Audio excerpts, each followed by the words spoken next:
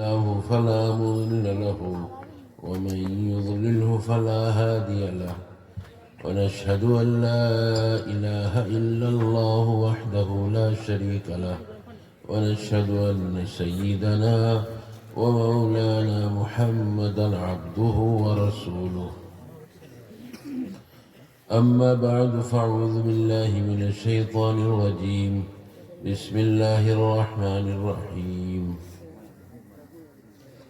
إن الذين قالوا ربنا الله ثم استقاموا تتنزل عليهم الملائكة ألا تخافوا ولا تحزنوا وأبشروا بالجنة التي كنتم توعدون. محترم حضرت شیخ الحدیث صاحب دامت برکاتہم، اساتذہ کرام مدرسے کے، مہمانان کرام، شہر کے بزرگان دین، جوانان قوم، عزیز طلباء اور کم عمر کے نوجوان بچے، یہ مدرسہ دار الحدیث کے نام سے مشہور ہے اور جہاں دورہ حدیث تک تعلیم ہوتی ہے دار الحدیث سے اس کو موسوم کیا جاتا ہے، اس کا نام دار الحدیث رکھا جاتا ہے۔ دار الحدیث آسام میں سب سے پہلا دار الحدیث دارالعلوم جے نگر تھا۔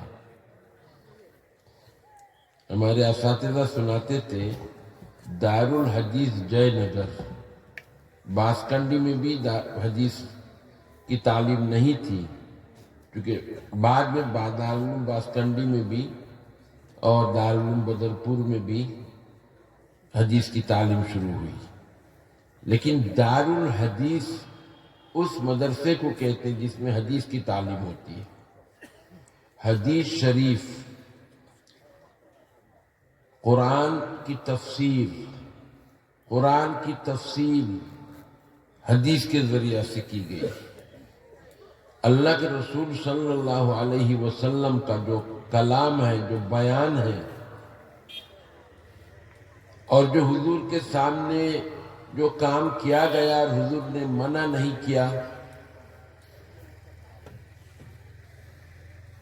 یا حضور صلی اللہ علیہ وسلم نے جو کام خود کیا، یہ سب حدیث ہے، یہ سب حدیث ہے۔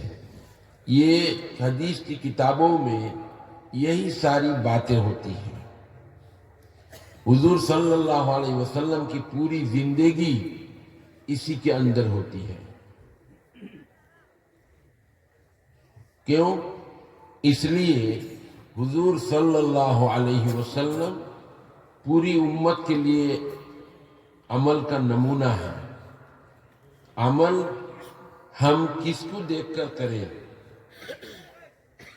کس شخص کے عمل کو ہم اپنائیں، کس شخص کے عمل کے مطابق ہم اپنی زندگی کو گزاریں۔ قرآن شریف میں کہا گیا کہ ان کنتم تحبون اللہ فاتبعونی، اگر تم اللہ سے محبت کرنا چاہتے ہو تو پہلے مجھ سے محبت کرو، اللہ کے رسول سے پہلے محبت کرو۔ اور اللہ کے رسول سے محبت کا مطلب یہ ہے جب کسی سے محبت ہوتی ہے اسی آدمی کے مطابق اپنی زندگی گزارتا ہے، اسی آدمی کا انوسرن کرتا ہے، اسی آدمی کے کہی ہوئی باتوں کے مطابق زندگی گزارتا ہے۔ اگر ہماری محبت اللہ سے ہے، اللہ کہتے نہیں، پہلے میرے نبی کی پیروی کرو، پہلے میرے نبی محمد الرسول اللہ صلی اللہ علیہ وسلم کی پیروی کرو، محمد صلی اللہ علیہ وسلم کی زندگی جیسی ہے اسی طرح اپنی زندگی بناؤ۔ اب رسول اللہ صلی اللہ علیہ وسلم نے کیسے کھانا کھایا، ترمذی شریف کے اندر پوری تفصیل ہے، کیسے زندگی گزاری آپ نے، کیسے کھانا کھایا، کیسے سوتے تھے، کیسے چلتے تھے، کیسے بیٹھتے تھے، کس طرح اپنی پوری زندگی کو گزارتے تھے، یہ حدیث کے اندر سب ہے۔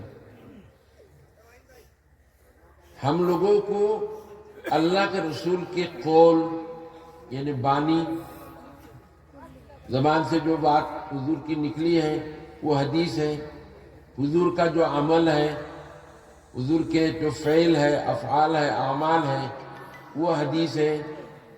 حضور نے جو کام کیا یا ان کے سامنے کسی نے کوئی کام کیا اور اس کو حضور نے منع نہیں کیا وہ بھی حدیث بن گئی۔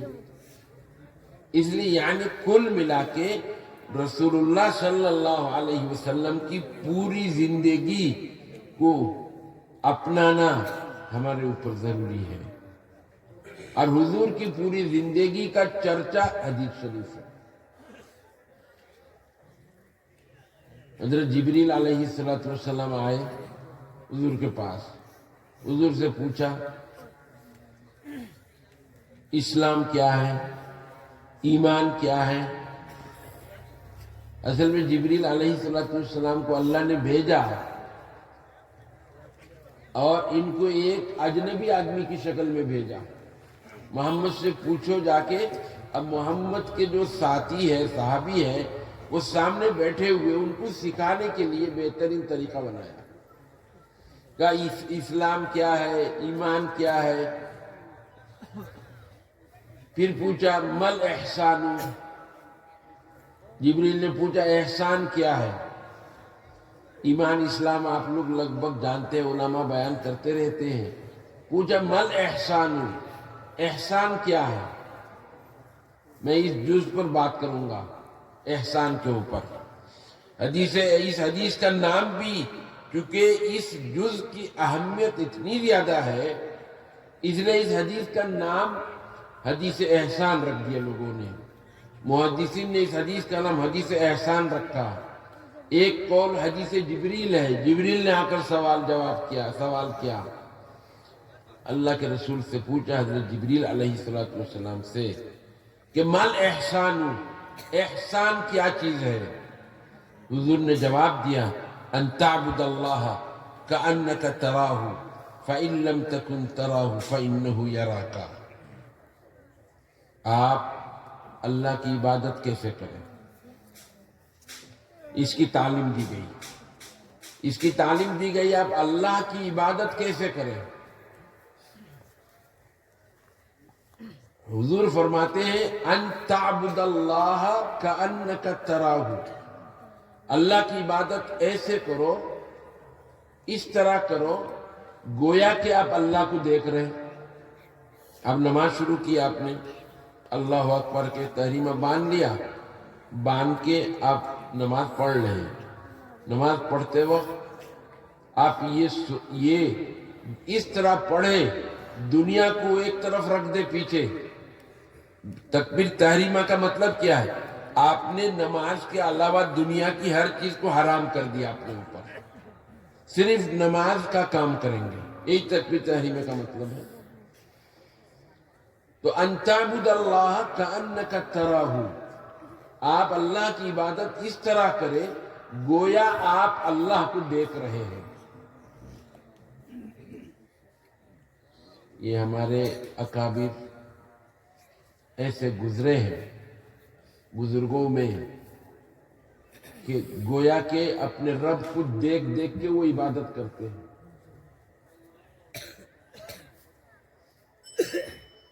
حضرت مدنی رحمت اللہ علیہ ہمارے اکابر جتنے ہیں سب کے شیخ ہیں۔ حضرت مولانا عبدالجلیل صاحب نور اللہ مرقدہ کے شیخ، حضرت مولانا احمد علی صاحب نور اللہ مرقدہ کے شیخ، اور ایسے بہت سارے شیوخ یہاں گزرے ہیں اسی آسام میں اور سلہٹ میں، ان سب کے شیخ مولانا ارشد مدری صاحب کی والدہ ماجدہ، ہم لوگ آپا جی کہتے تھے ان کو، ان کا بھی انتقال ہو گیا، انہوں نے میری اہلیہ سے ذکر کیا، وہ جاتی رہتی تھی حضرت آپا جی کے پاس، شیخ الاسلام رحمۃ اللہ علیہ کی اہلیہ محترمہ کے پاس، ایک دن باتوں میں ایک بات کہہ دی کہ ایک دن حضرت شیخ الاسلام رحمۃ اللہ علیہ کا بستر تو ادھر ہے اور بستر کے ادھر سڑک کی طرف جو دیوار ہے وہاں ان کی عبادت کی جگہ تھی، مصلی وہاں بچھا رہتا تھا، میں نے بھی دیکھا۔ تو ایک دن آپا جی کہہ رہی تھی کہ تہجد کے وقت میں گئی، کہاں گئے؟ میں نے سمجھا باتھ روم میں گئے، باتھ روم کا دروازہ کھلا ہوا، باتھ روم میں نہیں ہے، ادھر ادھر دیکھا، پھر دیکھا شاید مصلی میں ہے، مصلی میں گئی دیکھنے کے لیے، دیکھا کہ زمین سے ملے ہوئے، اگر صحت مند تھے، اگر سجدے میں ہوں گے نا، اتنا اونچا تو جسم نظر آنا چاہیے، لیکن اتنا نظر نہیں ہے، زمین سے ملا ہوا ایک باڈی زمین سے ملی ہوئی ہے۔ اس کا مطلب یہ ہے یہ پورا جسم سجدہ کر رہا تھا اللہ کو، پورا جسم اللہ کو سجدہ کر رہا تھا۔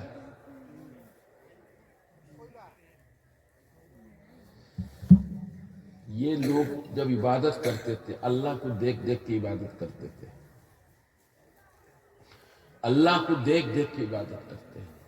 اسی کو حدیث جبریل میں کہا گیا آپ عبادت ایسی کرے گویا آپ اللہ کو دیکھ رہے ہیں، گویا آپ اللہ کو دیکھ رہے ہیں، اللہ کو دیکھ دیکھ کے آپ سجدہ کر رہے ہیں۔ آگے دوسرا جملہ آ رہا ہے، دوسری بات آ رہی ہے، فَإِن لَمْ تَكُنْ تَرَاهُ، اگر آپ کے اندر یہ صلاحیت نہیں بنی کہ آپ اللہ کو دیکھ سکتے ہیں، یہ صلاحیت بنانے کے لیے بڑی عمر چاہیے، بڑی محنت چاہیے، بڑا مجاہدہ چاہیے۔ شیخ الحدیث صاحب بیٹھے ہوئے حدیث جبریل کو پڑھا چکے، کتنے مشقت مجاہدہ کی ضرورت ہے، اپنے کو فنا کرنا پڑے گا، فنا کرنے کے بعد اللہ کی عبادت کرتے کرتے ایسے آپ خوبر اور عادی ہو جائے گویا کہ اللہ کو دیکھ دیکھ کے آپ سجدہ کریں گے، لیکن وہ صلاحیت آسانی سے نہیں بنے گی، ٹائم لگے گا۔ اگر آپ اللہ کو نہیں دیکھ رہے فَإِن لَمْ تَكُنْ تَرَاهُ فَإِنَّهُ يَرَاكَ، آپ اپنے دماغ میں یہ رکھے اللہ مجھے دیکھ رہا ہے، اللہ مجھے دیکھ رہا ہے۔ آپ عبادت اس طرح کرے گویا اللہ آپ کو دیکھ رہا ہے، سمجھ گئے؟ اگر آپ عبادت اس طرح کرے گویا اللہ دیکھ رہا ہے، کہ شیطان بیچ میں نہیں آ سکتا۔ ہمارے اساتذہ کہتے تھے کہ بھائی دیکھو نماز جب شروع کرتے ہو شیطان آ جاتا ہے، پتہ نہیں کہاں سے آ جاتا ہے، ابھی بیٹھے ہوئے کوئی شیطان نہیں، چپ چاپ وہ بھی بیٹھا ہوا اور آپ سن رہے ہیں، ابھی نماز شروع کر دو اللہ اکبر، فوراً کہاں سے اڑ کے آ جائے گا، آ کر کہے گا اذکر کذا اذکر کذا، فلاں چیز یاد کر، فلاں چیز یاد کر، ایسی حالت بنا دیتا ہے فَإِنَّهُ لَا يَدْرِي كَمْ صَلَّى، ایسی حالت بنا دیتا ہے کہ اس کو پتہ نہیں کتنی رکعت پڑھی اس نے، 4 پڑھی یا 3 پڑھی یا 5 پڑھی، کچھ پتہ نہیں چلتا کتنی رکعتیں ہوئی، کیوں؟ شیطان نے بلا دیا آپ کو۔ تو ہم نے اپنے طلبہ سے پوچھا، اس سال بھی پوچھا، پہلے بھی پوچھتے رہے، بتاؤ بھائی تم لوگ جب ظہر کی نماز میں کھڑے ہوتے ہو، کیونکہ 12:30 تک ہم پڑھاتے ہی رہتے ہیں، اب ظہر کی نماز 1:30 بجے 1:35 پہ، تو دیکھنا آج مجھے رات کے سبق میں بتانا شیطان آیا کہ نہیں. میرے خیال میں 75% بچوں نے بتایا شیطان آ گیا. یعنی 600 بچے ہمارے دورہ حدیث میں 600 میں سے 75% بچوں نے بتایا شیطان آیا تھا. میں نے کہا اس کو ہٹایا کیسے؟ آپ نے تو بتایا نہیں مجھے کیسے ہٹاؤ. میں نے کہا ابھی میں نے دیکھا واقعی تمہارے پاس آتا ہے کہ نہیں. اب میں بتاتا ہوں اس کو ہٹانے کا طریقہ. اس کو ہٹانے کا طریقہ یہ ہے، جو تم نیت باندھنے کے بعد شیطان تو آئے گا ہی آئے گا. آپ یہ وہ آتے ہی جب آپ کو پتہ چلے وہ آ کے آپ کو گمراہ کر رہا ہے، فوراً دل میں لے آؤ اللہ مجھے دیکھ رہا ہے. زبان سے نہیں، زبان منہ سے نہیں کہو، بلکہ دل میں سوچ لو اللہ مجھے دیکھ رہا ہے، اللہ مجھے دیکھ رہا ہے. بس یہ سوچ لو. صرف سوچ میں لاتے ہی بھاگ جائے گا. تھوڑی دیر بعد پھر آئے گا. آتے ہی فوراً دل میں لے لو اللہ مجھے دیکھ رہا ہے. پھر آئے گا 3-4 بار آئے گا تو پہلی بار اس کے ساتھ مقابلہ ہو رہا ہے. اتنی جلدی آسانی سے ہار مان لے گا شیطان؟ آسانی سے ہار نہیں مانے گا. جب بچہ پیدا ہوتا ہے یہاں آ کے زور سے مارتا ہے کوک پہ، یہ انگلی گھساتا ہے ایسے، بچہ چیخ مارتا ہے. ہر بچہ چیخ مارتا ہے. انبیاء کرام محفوظ ہے، انبیاء کرام کے علاوہ سب کو مارا، سب کو مارا. اس نے پیدا ہوتے ہی دنیا میں آتے ہی کہتا ہے بیٹا آ گیا میں بھی آ گیا. اس وقت لگ گیا تمہارے ساتھ، وہ موت تک رہے گا تمہارے ساتھ. تو اس لیے تم ایک دن میں اس کو بھگا دو کہ جیون ساتھی بن گیا، ایک دن میں بھگا دو گے. ایک دن میں نہیں بھاگے گا، کئی دنوں کی محنت کے بعد بھاگے گا. لیکن جب بھی نماز شروع کرو شیطان آئے گا. بھگانے کا طریقہ کیا ہے؟ یہی طریقہ ہے کہ آپ دل میں لے لو اللہ مجھے دیکھ رہا ہے، اللہ مجھے، فوراً بھاگ جائے گا. ایسے ہی جب بھی آئے فوراً کو اللہ مجھے دیکھ رہا ہے، بھاگ جائے گا. جب شیطان چلا جائے گا تو آپ کی عبادت کتنی اچھی ہوگی. گویا پہلے زمانے میں غلام اور آقا مالک، اگر غلام کوئی کام کر رہا ہے اور اس کا مالک کرسی لے کے بیٹھ جائے تو غلام کتنا اچھا کام کرتا ہے. آج کل چھوڑ دو اس زمانے کو. آج کل آپ نے کسی اگر نوکر کو لگایا یہاں اور محتمم صاحب کرسی لے کے بیٹھ گئے، بہت آرام سے اطمینان سے کام کرے گا، بہت اطمینان سے کام کرے گا، بہت صفائی سے کام کرے گا. لیکن محتمم صاحب گھر کے اندر چلے گئے تو وہ یا تو بیٹھے گا یا بیڑی پیے گا یا کچھ نہ کچھ کرے گا. لیکن اگر محتمم صاحب سامنے رہیں گے تو ٹھیک سے کام کرے گا. تو ایسا ہی ہم جب اللہ کی عبادت کرتے ہیں تو اگر ہمارے خیال میں یہ رہے اللہ مجھے دیکھ رہا ہے تو ہماری عبادت بھی بہت اچھی عبادت ہوگی. عبادت کے اندر کسی قسم کی کمی نہیں کریں گے. کیوں؟ ہمارے دل میں ہے ہمارے اللہ ہمارے سامنے ہے، ہمارے اللہ ہمارے سامنے ہے. حضور صلی اللہ علیہ وسلم نے مسجد کے سامنے والی دیوار میں بلغم دیکھا. بلغم کیا کہتے ہیں؟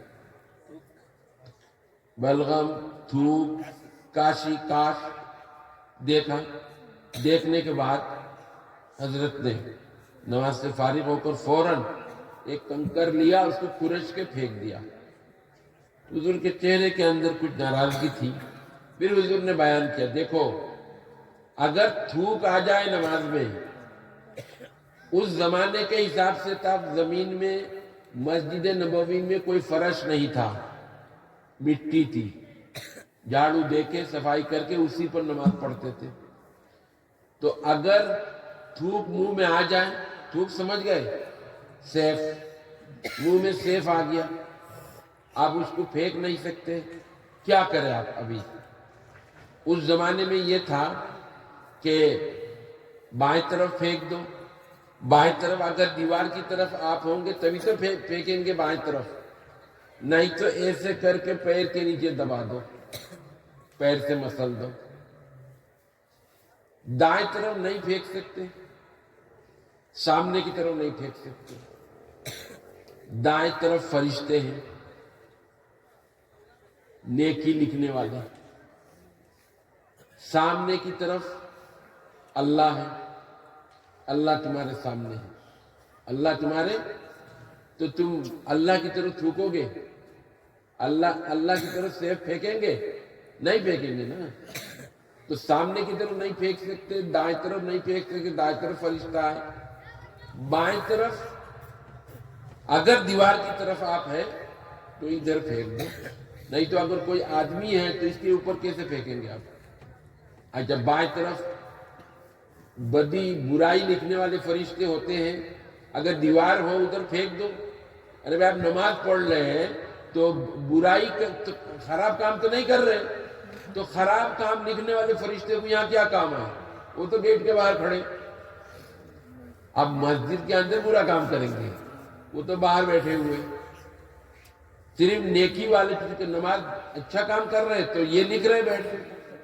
دائیں طرف نہیں پھینک سکتے، بائیں طرف اگر دیوار ہے ادھر پھینکو، نہیں تو اگر آدمی کی طرف نہیں پھینک سکتے تو ایسے جھک کے پاؤں کی طرف، پاؤں کے نیچے پھینک دو۔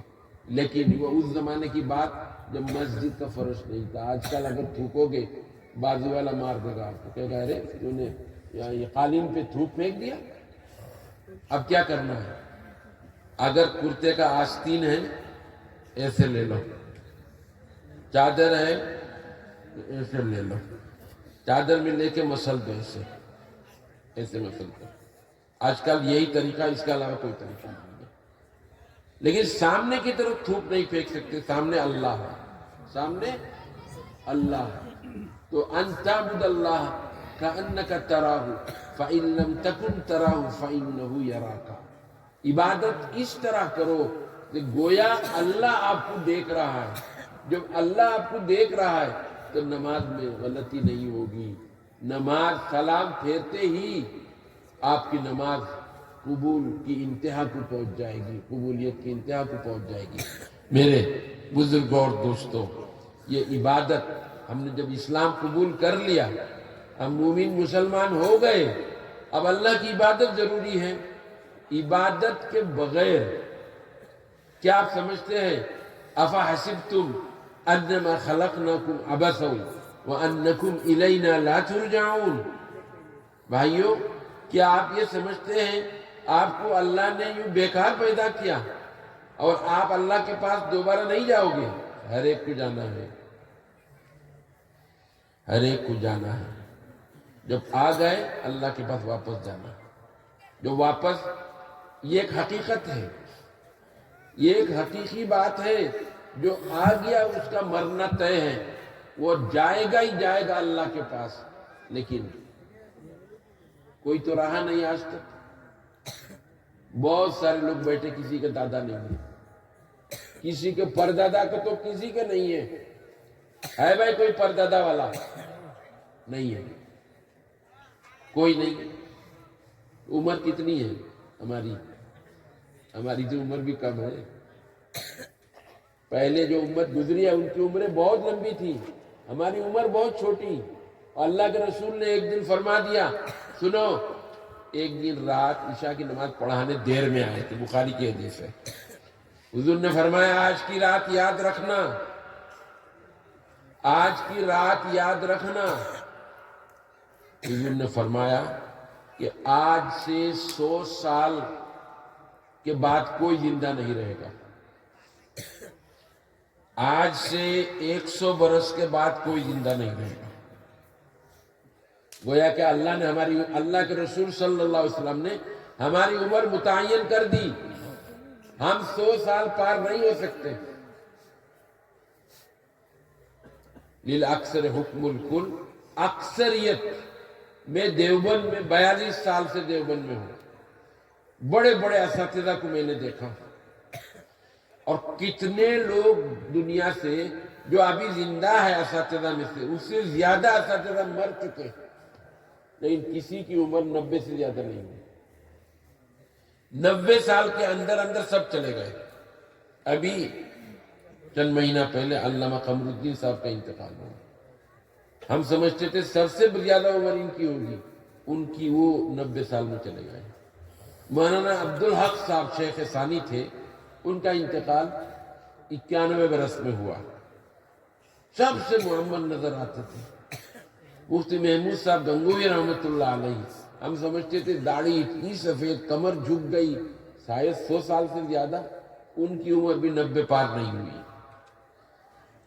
تو اگر اکا دکا آدمی کی عمر 110 برس ہو جائے، کوئی پیپر نہیں رہتا، نیوز پیپر سب میں آ جاتا ہے، آتا ہے نہیں کہ یہ 110 برس کی عمر میں ان کا انتقال ہوا۔ 110 برس کوئی زیادہ ہے پہلی امت کے مقابلے میں؟ نوح علیہ السلام نے الف سنۃ الا 50 عاما، 950 سال تک دین کی تبلیغ کی۔ کتنے سال؟ 950 سال۔ نبوت تو ملی ہوگی 40 سال کی عمر میں، اس کے بعد بھی اور زندہ رہے ہوں گے۔ تو نبی کی جو عمر ہوتی ہے عموماً امت کی وہی عمر ہوتی ہے۔ تو حضرت نوح علیہ السلام کے زمانے میں جو لوگوں کی عمریں تھی 1000 سال، 1100 سال، 1200 سال، حضرت نوح علیہ السلام کے زمانے میں ایک بڑھیا عورت، اس نے کہا میرا بچہ کھو گیا، میرا بچہ کھو گیا۔ کسی نے دیکھا، کسی نے پوچھا کیا عمر بچے کی؟ نہیں، بچہ ہی ہے، چھوٹا سا بچہ۔ کیا عمر تو بتاؤ؟ زیادہ نہیں، 400 سال۔ کتنی عمر؟ بچہ ہے۔ اچھا بچہ تو ہے ہی 1200 سال جن کی عمر ہوتی ہے، 12 کو 3 میں ڈیوائڈ کرو، کتنے؟ 400۔ تو ہم لوگوں کی عمریں تو کتنی ہے؟ حضور کی عمر 63 سال، تو عمر تبھی ہماری جو 63 سال 63 ایئر، اس کے اوپر جو عمر مل جائے یہ تو رنگنے میں ملی، مفت میں۔ جو نبی کی جو عمر ہوتی ہے عموماً اسی عمر میں لوگ مرتے ہیں، لیکن اس کے زیادہ عمر کچھ مل جائے تو یہ تو مفت میں ملی ہے۔ تو آپ مان لو 60 سال ہمارے ہیں، 60 کو 3 حصے میں کرو، کتنے؟ 20 سال پر آپ کے یہاں بھی بچہ ہوتا ہے؟ نہیں ہوتا۔ آپ 20 سال والے بچے کو کیا کہیں گے؟ یعنی بڑا بچہ کہیں گے یہ، یا جوان کہیں گے؟ کیا کہیں گے؟ بچہ ہی کہیں گے۔ آپ کی اصطلاح میں کیا ہے؟ ارے میرا بچہ بازار گیا، ابھی آنے دو، تمہارا پیسہ دے دوں گا میں ابھی۔ وہ 20 سال کے بچے کو بچہ ہی کہا جاتا ہے۔ تو میرے بزرگوں اور دوستوں، کتنی لمبی عمر ملی اس امت کو؟ 800 سال، 700 سال، 600 سال۔ صحابہ کرام سمجھ گئے؟ کچھ نے تو یہ سمجھ لیا 100 سال کے بعد قیامت آ جائے گی، بعد میں اس کی وضاحت کر دی گئی، قیامت نہیں بلکہ موت آ جائے گی، 100 سال کے اندر سب مر جائے گا۔ تو اس سے معلوم ہوا ہماری عمر بھی حضور نے متعین کر دی، 100 سال کے اندر ہم رہیں گے اس دنیا میں۔ اگر ایک آدھ آدمی کی عمر 105، 7، 10 ہو جائے، اس کا کوئی اعتبار، الشاذ کالمعدوم لا یوضع بہ۔ تو مطلب یہ ہماری عمر کم۔ صحابہ کرام رضوان اللہ علیہم اجمعین نے حضور سے شکایت کی، یا رسول اللہ ہماری عمر تو کم، اور پچھلی امت کی عمر 1000 سال، 900 سال، 800 سال، اگر ساری زندگی ہم عبادت کرتے رہے ان کے قریب نہیں جا سکتے، ہم ان کے قریب نہیں جا سکتے۔ اگر ساری زندگی کھانا پینا سب چھوڑ کے صرف جوس پی کے زندگی گزارے اور صرف اللہ کی عبادت میں رہے، پھر بھی تو 100 سال کے اندر ہم مر جائیں گے، تو ان کے تو پاس بھی نہیں جا سکتے ہیں۔ ارے بھائی 100 سال اور 1200 سال میں فرق نہیں ہے، ان کے قریب کیسے جائیں گے ہم؟ اور آپ نے ادھر فرمایا نحن الآخرون فی الدنیا السابقون فی الآخرہ، آپ کا فرمان ہے ہم سب سے بعد میں آئے دنیا میں اور جنت میں سب سے پہلے جائیں گے۔ کیسے جائیں گے؟ ہماری عبادت کہاں ہے؟ اللہ رب العالمین کی رحمت ہماری طرف متوجہ ہوئی. اللہ نے اِنَّا أَنزَلْنَاهُ فِي لَيْلَةِ الْقَدْرِ وَمَا أَدْرَاكَ مَا لَيْلَةُ الْقَدْرِ لَيْلَةُ الْقَدْرِ خَيْرٌ مِّنْ أَلْفِ شَهْرٍ. یہ صورت نازل کی. اللہ نے امت محمدی کو ایک رات دی جس رات میں عبادت کرنے سے محدثین مفسرین نے بتایا اس رات ہزاروں مہینوں کی راتوں سے بہتر ہے. حساب نکال لیا یعنی 82 برس، بعض ذرا کہتے 80 برس 3 مہینے کا ثواب. اچھا کسر چھوڑ دو، 80 برس مان لو، 80 برس عبادت کرنے کا ثواب ملے گا آپ کو، ایک رات کا ثواب. اور وہ رات کون سی ہے؟ وہ رمضان کے آخری 10 دن میں بیجور رات 21، 23، 25، 27، 29، یہ راتوں میں یہ مبارک رات ہے. کوئی سی ایک رات ہوگی ان میں سے. آپ اعتکاف میں بیٹھ جاؤ، اس چکر میں کیوں پڑو؟ 10 دن یا 9 دن، اگر 29 کا مہینہ ہے تو 9 دن، 30 کا مہینہ ہے تو 10 دن اللہ کے گھر میں بیٹھ جاؤ بستر لے کے. کیا 365 دن ہے نا ایک سال میں، 365 میں سے 9 یا 10 دن آپ نہیں دے سکتے؟ آپ بتائیے. آپ کو پیدا کیا گیا آخرت کے لیے، اور آپ کو اللہ تعالیٰ نے پیدا ہی کیا آخرت کے لیے، دنیا کے لیے نہیں. دنیا آخرت کی کھیتی کی جگہ ہے. آپ کو پیدا ہی کیا اللہ نے آخرت کے لیے، تو آپ پورے سال میں سے 10 دن نہیں دے سکتے. افسوس کی بات ہوگی. کیا کرتے آج کل؟ ہم نے دیکھا کوئی مالدار آدمی مزدور کو پکڑتا ہے، مالدار آدمی مزدور کو پکڑتا ہے، بھائی 10 دن میں کتنی مزدوری ہوتی ہے تیری؟ 10 دن میں 500 روپے روز کماتا ہوں، 10 دن میں 5000 روپے. آپ 5000 روپے مجھے دے دو، میرے گھر دے دو، میں اعتکاف میں بیٹھ جاؤں گا. اعتکاف کرنا سنت مؤکدہ ہے. اگر کسی نے بھی اعتکاف نہیں کیا تو اللہ کی پکڑ ہو جائے گی. رسول اللہ صلی اللہ علیہ وسلم کی سنت مؤکدہ کو کیسے ترک کیا پورے محلے کے لوگوں نے؟ میرے بزرگوں اور دوستوں، یہ امت محمدی کو چاہیے چن چن کے ڈھونڈ ڈھونڈ کے اللہ کی عبادت کریں. کون کون سی راتیں مبارک ہیں ان کو ڈھونڈ ڈھونڈ کے اس کی عبادت کریں. یہ رات سب سے پہلے حضور صلی اللہ علیہ وسلم کو حکم ملا شب قدر کو ڈھونڈو. رمضان کی راتوں میں پہلے 10 دن حضور نے اعتکاف کیا. جبریل آئے، آخری 10 تاریخ پہنچے، کہا یہ رات پہلے 10 دن میں نہیں ہے، آگے ڈھونڈو. پھر آپ اس کے بعد والے 10 دن میں بیٹھ گئے اعتکاف میں. اس میں بھی جبریل آخر میں آیا کر کہا اس میں نہیں ہے شب قدر، شب قدر اس سے آگے ہے. صحابہ کرام بستر لے کے گھر چلے گئے. شب قدر ڈھونڈتے ڈھونڈتے تھک گئے، شب قدر تو آتی نہیں. اس کے بعد حضور صلی اللہ علیہ وسلم نے 20ویں رات میں خواب دیکھا. دیکھ کر کہا شب قدر میں نے دیکھ لی اور متعین بھی ہو گئی، کون سے دن ہے، کون سی رات ہے. جلدی سب بستر لے کے مسجد آ. سارے صحابہ بستر لے کے مسجد آ گئے. آنے کے بعد حضور صلی اللہ علیہ وسلم جب مسجد میں آئے بتانے کے لیے تو 2 صحابی میں آپس میں تھوڑا سا اختلاف ہو گیا تھا، جھگڑا سا ہو گیا تھا. حضور اس کو نمٹانے میں لگ گئے تو دماغ سے اللہ نے ہٹا دیا، تعین ہٹا دی. متعین جو رات بتانے آ رہے تھے تعین کو بھی ہٹا دیا. تو اللہ کے رسول نے کہا یہ جو اللہ نے ہٹایا، ما نسیتو بل نسیتو، مجھے بھلا دیا گیا، اسی میں خیر ہے. فیہ خیر، اسی کے اندر خیر ہے کہ اسی بہانے پورے 10 دن تو اعتکاف کرو گے.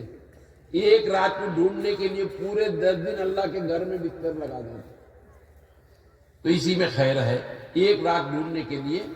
اچھا اس رمضان میں، جس رمضان میں حضور شب قدر ڈھونڈ رہے تھے، 21ویں شب میں شب قدر مل گئی. کیوں؟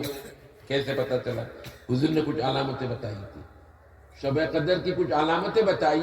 ایک تو یہ ہے بھینی بھینی ہوا چلے گی. گرم موسم اگر ہو، بھینی بھینی ٹھنڈی ٹھنڈی ہوا. بھینی بھینی کہتے اگر بادل ہو، فضا میں بادل ہو اور اس وقت ہوا چلے، اچھی لگتی ہے نا. اس کو کہتے اردو میں بھینی بھینی ہوا چل رہی تھی. حضور نے پھر فرمایا ہلکی پھلکی بارش ہوگی. تھوڑی تھوڑی بارش بھی ہوگی. بارش بھی ہوئی. حضور صلی اللہ علیہ وسلم نے فجر کی نماز پڑھائی. تو فرش میں نے پہلے بتایا، مسجد نبوی کا فرش جو مٹی کا فرش تھا. مٹی کا فرش سمجھ رہے؟ یعنی ایسے قالین بچھی ہوئی نہیں تھی، پختہ سیمنٹڈ نہیں تھا. اس وقت سیمنٹ کہاں سے ملتا؟ تو اچھا حضور مسجد نبوی کی چھت کھجور کے پتوں کی تھی. کھجور کے پتے کیا رکتے تھے؟ بارش نہیں، دھوپ کو روکتے تھے. بارش نہیں روک سکتی. ناریل کا پتا لگا دو، چھالی کا گوا کا پتا لگا دو، کیا بارش رک جائے گی؟ دھوپ رک جائے گی. سورج کی دھوپ رک جائے گی لیکن بارش نہیں رکے گی. حضور نے جب سجدہ کیا فجر کی نماز میں، ناک کی پھنگل، اس کو ناک کی پھنگل کہتے ہیں اردو میں. آپ کیا کہیں گے؟ ناخور ماتھا. ناخور ماتھا میں وہ لگ گیا، مٹی لگ گئی. پیشانی میں مٹی لگ گئی. تو حضور سلام پھیر کے لوگوں کی طرف بیٹھتے ہیں نا امام صاحب، وہ حضور صلی اللہ علیہ وسلم بیٹھتے تھے. دیکھا یہاں مٹی، کیچڑ فیق ہے، یہاں بھی فیق ہے. سمجھ گئے؟ تو ایک صحابی نے جا کے صاف کیا. تو اس کا مطلب یہ ہے حضور نے جو علامت بتائی، علامت کے حساب سے 21ویں شب رات میں شب قدر گزری. وہ حضور نے فرمایا نا، بے جوڑ راتوں میں کسی بھی رات گزر سکتی ہے. 21، 23، 25، 27، 29. لیکن روایتوں سے حضرت کو پتا ہے، شیخ الحدیث صاحب کو، روایتوں سے یہ پتہ چلتا ہے. اکثر صحابہ کا قول ہے 27 رات جاتی ہے، زیادہ تر 27ویں شب میں رات جاتی ہے. میں افریقہ جاتا ہوں رمضان میں، ساؤتھ افریقہ. وہاں کچھ ملک، چھوٹے چھوٹے ملک ہیں ساؤتھ افریقہ کے آس پاس، بوتسوانا، سوازی لینڈ، زامبیا، موزمبیق، سمجھے نہیں، گھانا. ان سب ملک کے بچے وہاں پڑھتے ہیں. ان کے ٹیچرز لوگ آتے ہیں. ہم صرف نحو بلاغہ کی ٹریننگ دیتے ہیں. ٹیچرز ٹریننگ سینٹر وہاں ہوتا ہے، تو میں انہیں ٹریننگ دیتا ہوں. میری کتابیں ہیں، میں نے صرف نحو میں کتابیں لکھی ہم نے، وہ سب وہاں پڑھائی جاتی ہیں. تو وہاں میں بھی جاتا ہوں. میں نے یہ 21ویں شب میں نے خواب میں دیکھا، تراویح کی نماز پڑھ کے میں کمر سیدھی کرنے کے لیے آیا. 21ویں شب میں نے دیکھا آسمان کی طرف سے ایک آواز آ رہی ہے، غافر الذنبی قابل التوبی شدید العقابی. یہ سورہ مومن کی پہلی آیات. میں نے وہاں مفتی صاحب، مفتی ابراہیم صالح جی صاحب، مفتی ابراہیم صالح جی، حضرت مفتی محمود صاحب گنگوئی رحمۃ اللہ علیہ نے بھی خلافت دی، اور مولانا یہ جلال آباد کے حضرت مسیح اللہ خان صاحب نے بھی اجازت دی. دو بزرگوں کے اجازت دیا ہوا ہے. ان سے میں نے ذکر کیا، حضرت میں نے یہ آیات سنی ہے اوپر سے آ رہی ہے، کہا آج شب قدر نعرہ تکبیر. آمد تیمم برخاست. حضرت آپ عام تیمم برخاست. تیمم تو ٹوٹ گیا اب.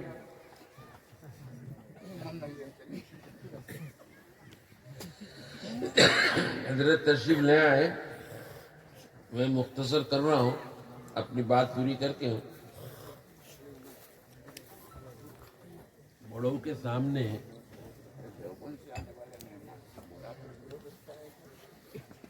سامنے لب کشائی ٹھیک نہیں ہے، لیکن میں اپنی بات پوری کر لیتا ہوں، اگر حضرت اجازت دے وہ بھی کر لو بات پوری۔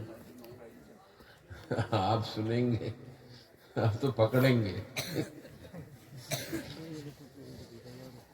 تو میں نے حضرت ابراہیم صالحی صاحب سے پوچھا، حضرت ایسے ایسے خواب دیکھا، کیا یہ تو شب قدر ہے آج؟ حضرت نے بھی ایسا ہی کچھ دیکھا۔ مطلب یہ ہے کہ آخر عشرے میں جو شب قدر وہ بیجڑ راتوں میں 21، 23، 25، 27، 29 راتوں میں یہ رات جا سکتی ہے۔ اللہ رب العالمین بڑے محسن ہیں ہمارے لیے، اور اپنے بندوں پر تو ہے ہی محسن، لیکن بندے نافرمان ہو جاتے ہیں، شیطان ان کو بہکا دیتا ہے۔ اللہ نے ہمارے نبی صلی اللہ علیہ وسلم کی امت پر یہ احسان عظیم کیا کہ ایسی ایک رات دے دی، ایک رات عبادت کرنے سے، یعنی شب قدر میں 80 برس سے زائد عبادت کرنے کا ثواب ملے گا۔ اگر کسی شخص کو اس طرح کی 10 راتیں مل گئی، 15 راتیں مل گئی، تو پھر اس کی تو ساری زندگی تو عبادت الگ ہے۔ بھائی روزانہ تو نماز پڑھ رہا ہے، روزانہ تلاوت کر رہا ہے، ذکر اذکار کر رہا ہے، ان سب کے ثواب الگ ہے، اور وہ 10-15 راتوں کا ثواب ملا کے امت محمدی پچھلی امت سے آگے نکل جائے گی کہ نہیں؟ کہیے سبحان اللہ۔ یہ سب ملا کے اب جو حضور نے فرمایا نحن الآخرون فی الدنیا السابقون فی الآخرہ، تو اب کوئی اعتراض کر سکتا ہے کہ یہ نبی آئے بعد میں اور اپنی امت کو لے کے پہلے چلے گئے؟ شب معراج میں حضور صلی اللہ علیہ وسلم کو لے کے جبریل جا رہے تھے اوپر آسمان میں، حضرت موسیٰ علیہ السلام سے ملاقات ہوئی۔ موسیٰ علیہ السلام سے سلام کلام کے بعد آگے نکل گئے، تو تھوڑی دیر جانے کے بعد حضور نے موڑ کے دیکھا تو حضرت موسیٰ علیہ السلام رو رہے تھے، سمجھ رہے؟ رو رہے تھے۔ حضور پاک صلی اللہ علیہ وسلم نے جبریل سے کہا ذرا سا پوچھو کیوں رو رہے ہیں؟ یہ آئے جبریل علیہ السلام نے پوچھا حضرت موسیٰ علیہ السلام سے آپ کیوں رو رہے ہیں؟ میں اس لیے رو رہا ہوں، یہ محمد لڑکا ہے ہمارے سامنے، ہمارے بعد آیا اور ہم سے پہلے اپنی امت کو لے کے جنت میں چلا جائے گا، اسی لیے میں رو رہا ہوں۔ سبحان اللہ، سبحان اللہ۔ اب دیکھیے ہم سب سے بعد میں آئے دنیا میں اور سب سے پہلے جنت میں جائیں گے۔ ثواب کا پیمانہ کیا ہے ہمارا؟ ساری امتوں نے جو عبادات کی ہے، اگر 1 روپیہ صدقہ کیا 1 روپیہ ملے گا، 1000 صدقہ کیا 1000 ملے گا، 1 حرف پڑھا 1 حرف کا ثواب ملے گا۔ اور امت محمدی من جاء بالحسنۃ فلہ 10 امثالها، قرآن کیا ہے؟ 1 نیکی کے بدلے میں 10 نیکیاں دیں گے اللہ تعالیٰ، 1 نیکی کے بدلے میں 10 نیکیاں۔ اور صدقے کے بارے میں تو اور بات ہے کہ اللہ تعالیٰ اخلاص نیت کی وجہ سے 700 گنا تک بڑھائے گا، اور مزید اخلاص ہو تو واللہ یضاعف لمن یشاء، یہ آپشن کھلا رکھ دیا کہ 700 سے بھی زیادہ ثواب آپ کو دے سکتا ہے اخلاص نیت کی وجہ سے۔ تو دیکھو امت محمدی کے ساتھ کتنی رعایت ہو گئی۔ یہ امت محمدی اللہ کے رسول صلی اللہ علیہ وسلم اس امت کے لیے کس قدر یعنی مہربان، شب معراج میں وہاں گئے اللہ میاں کے پاس، اللہ کے لیے کیا لے کر جائے حضور صلی اللہ علیہ وسلم؟ اپنے حبیب کے پاس جا رہے ہیں، کچھ تو تحفہ تحائف لے کر جائے۔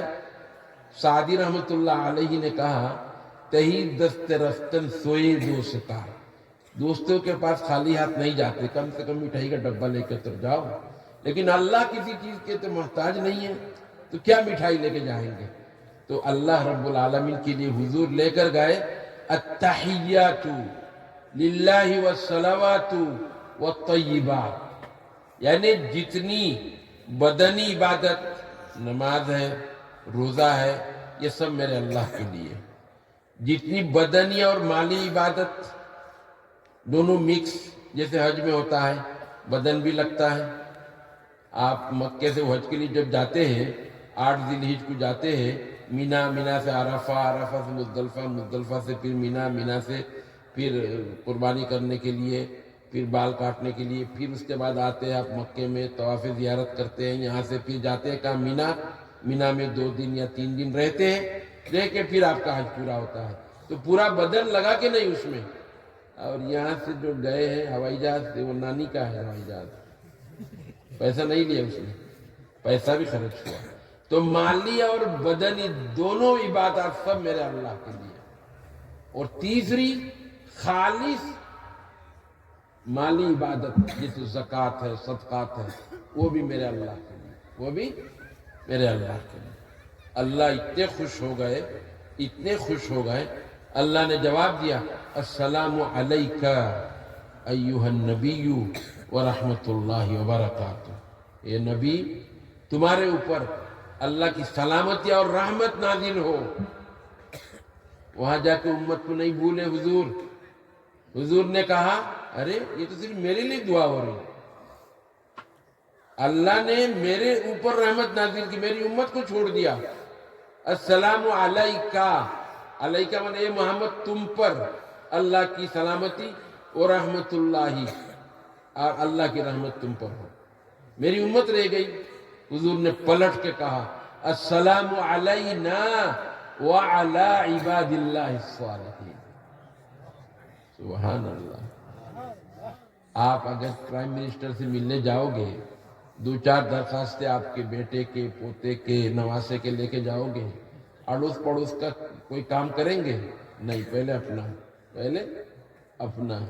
تو وہاں دیکھو حضور نے کیا کیا، حضور نے کہا السلام علینا وعلی عباد اللہ الصالحین۔ اللہ نے، رسول نے دنیا کے جتنے نیک بندے، خواہ وہ آسمان میں ہیں، زمین میں ہیں، فرشتے، صالحین، انبیاء کرام، اپنی امت کو سب کو لپیٹ کے کہہ دیا السلام علینا وعلی عباد اللہ الصالحین۔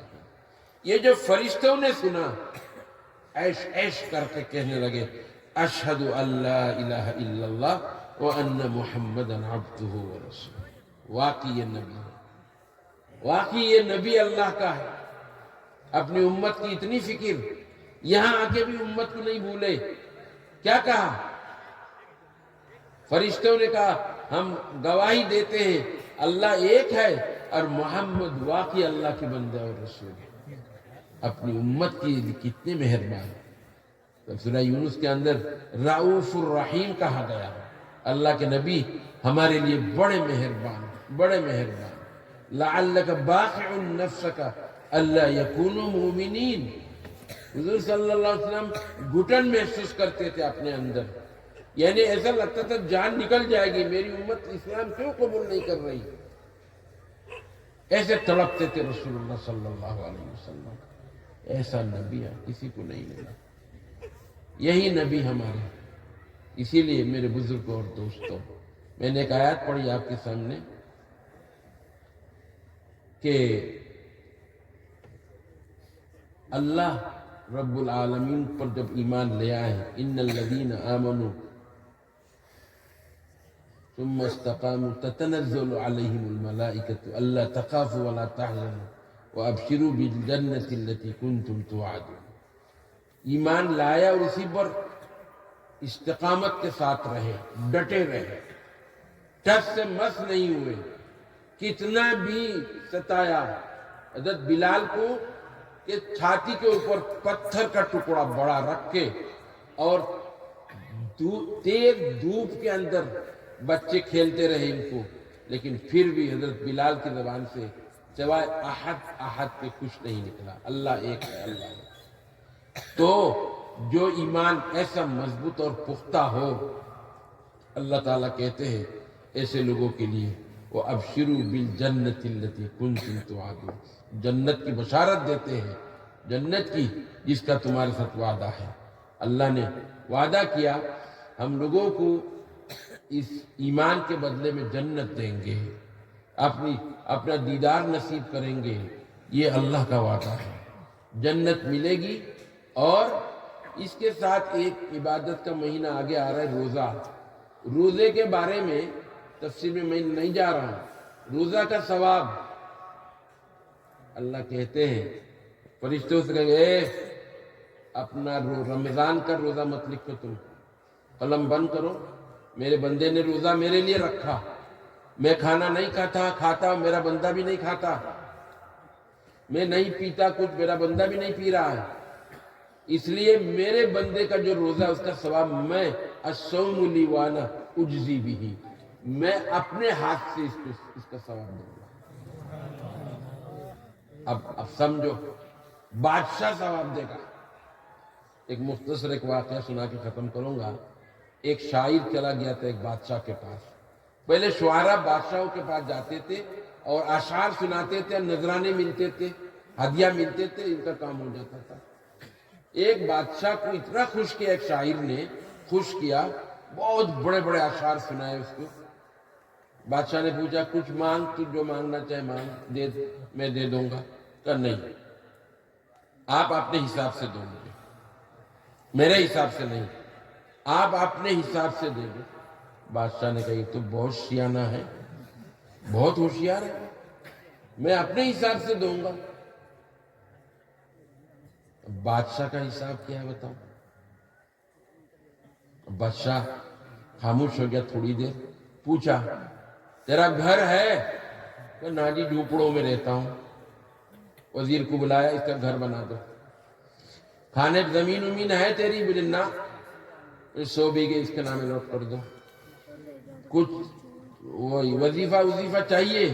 کچھ نہیں دیا، آپ دیں گے تو کھاؤں گا۔ 10,000 درہم وظیفہ مقرر کر دیا۔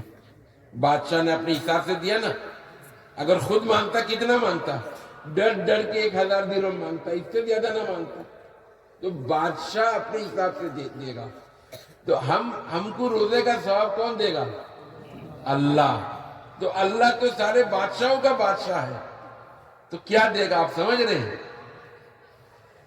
روزے داروں کا ایک جنت کا دروازہ، اس کا نام ہے باب الریان۔ باب الریان سے جانے کا حکم دے گا اللہ، جاؤ تم داخل ہو جاؤ باب الریان سے۔ کتنا بڑا اعزاز ہوگا روزے داروں کا۔ اس لیے اس امت کی عمر کم ہے لیکن ثواب کے اعتبار سے بہت آگے ہے، اس لیے کل کوئی اعتراض نہیں کر سکتا ہم نے 1200 سال عبادت کی، ہم پیچھے اور امت محمدی 100 سال کے اندر عبادت کر کے جنت میں آگے کیسے چلے گئے؟ یہ آنکڑے حساب کر کے میں نے پورا حساب آپ کو بتا دیا۔ ہم آگے جانے کے مستحق ہے، کوئی اعتراض نہیں کر سکتا، کوئی کلام نہیں کر سکتا۔ میرے بزرگوں اور دوستوں، حضرت مولانا یوسف صاحب دامت برکاتہ ہمارے سامنے جلوہ افروز ہو چکے۔ اب ہم لوگوں کا بولنا حضرت کے سامنے بیت بھی کیا گستاخی بھی ہم شمار کرتے ہیں، اس کو سمجھے نہیں۔ ان حضرات نے بڑے بڑے بزرگوں کو دیکھا ہے، بڑے بڑے بزرگوں کو دیکھا ہے، لہذا ان لوگوں کی باتیں سننا، ان کی دعا لینا ہمارے لیے ضروری ہے۔ اس لیے میں اپنی بات کو یہی ختم کرتا ہوں۔ وآخر دعوانا ان الحمد للہ رب العالمین۔